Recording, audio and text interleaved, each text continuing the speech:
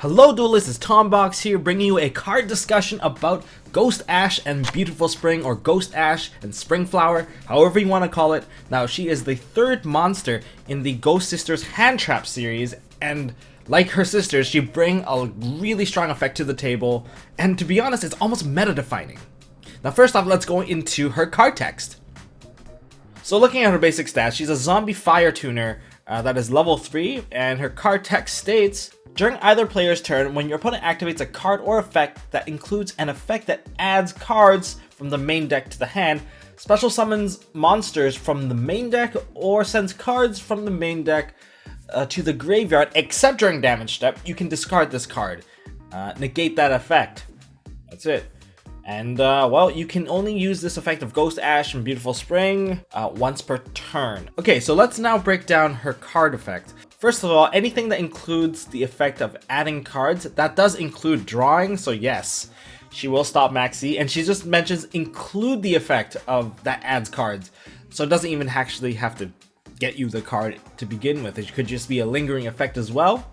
And let's see what else we have here. Special summons monster from the main deck or sends cards from the main deck to the graveyard. The cost part of this card is really easy because there is no restriction basically. Unless there's a card that prevents you from discarding cards in general, you can always activate this card. It doesn't matter whether it be discarded to banish, discarded to the grave, wherever it goes, it's going to work.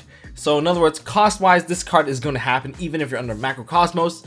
And next part here, negate that effect. So regardless if you have the really hard once per turn, which whether it be use this card once per turn, or you have the you can only activate this card once per turn, because it does not negate the activation, that card cannot be played again. Yeah, it's as simple as that, because the activation went through, only the effect part got negated. Okay, I'm glad that we got this part kind of cleared out. So let's talk about Ghost Ash's crazy effect and why is it so meta defining. Because think back to 15 years ago of how Yu-Gi-Oh is played, and even how it's played now in the upcoming meta with Zodiacs, Lawn Mowing Infernoids, all those decks.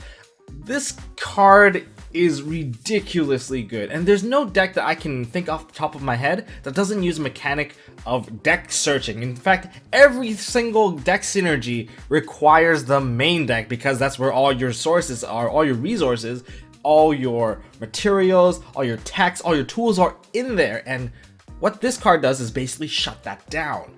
You think about all the past meta decks here, we were talking about like Burning Abyss, Teledad, I don't know, Glad Beast, Satellar Knights, Shaddolls. Every single deck has a problem when you interrupt their main synergy.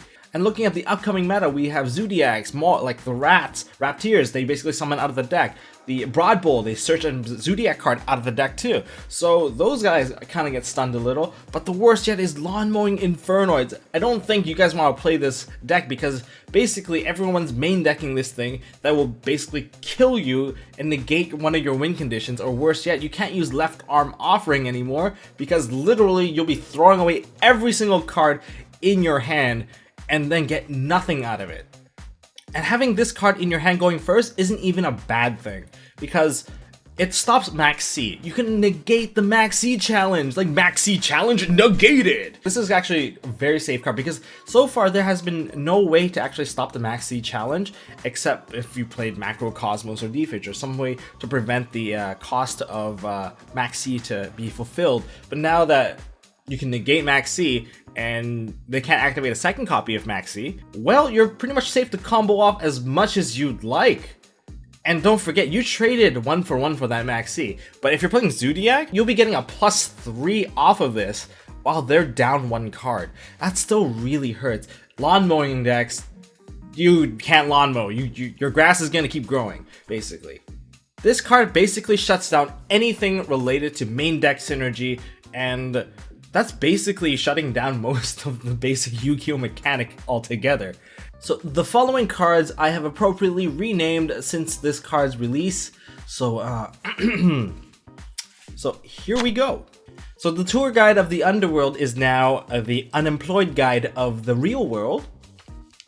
Speedroid Terrortop, Speedroid Terrorflop, Elemental, you're not still on the ban list.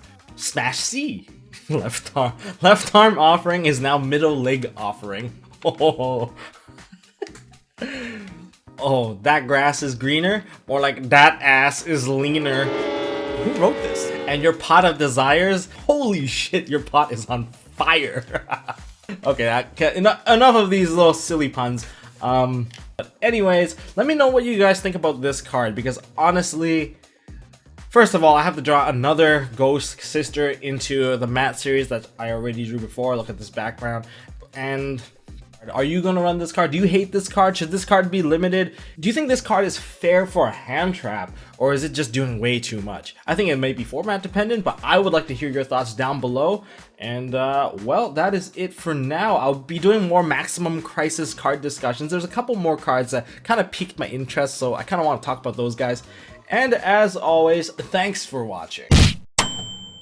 Hey guys, thanks for watching.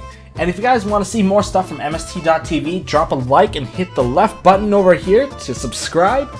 Or if you want to check out another video from us in the past, click here on the right. And as always, don't forget to hold on to your MST.TV.